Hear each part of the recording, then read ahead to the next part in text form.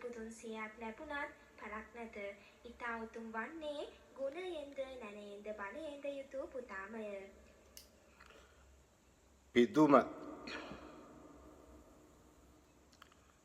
නූතන පුලතිසි වත පිදුම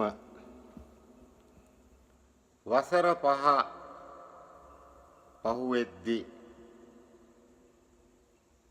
ආච්චි මිය ගියද නව යොවුන් වියේ සිටි පුංචි අම්මා කොහිද?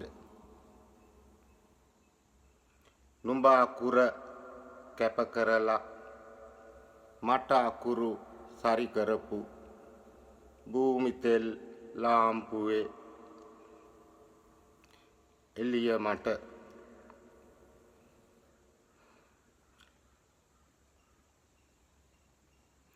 හැමදාම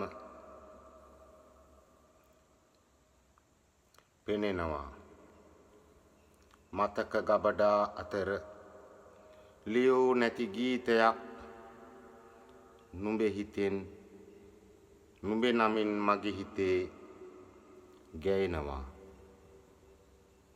මගේ ලෝකේ ගුරුතරුව නුඹේ සිනා මුව මඩල මතක පටි ඉරාගෙන මැවෙනවා.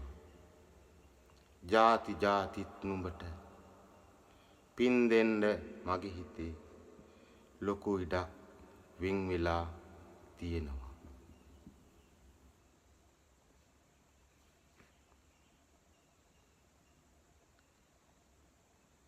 පුලස්ති